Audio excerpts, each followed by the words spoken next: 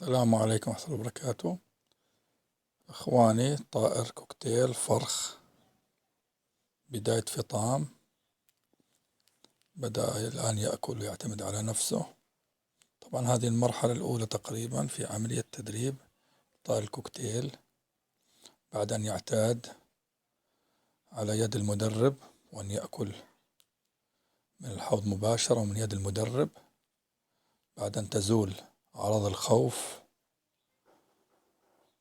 فيصبح أليف، وبالتالي بعد عدة مراحل يبدأ في عملية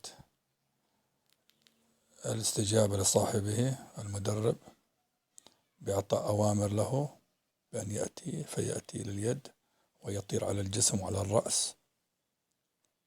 هذه البداية تقريبا باختصار يعني. إن شاء الله يكون ينال إعجابكم هذا الفيديو المتواضع، ولكم فيديو آخر بالقريب في مراحل أخرى في عملية التدريب.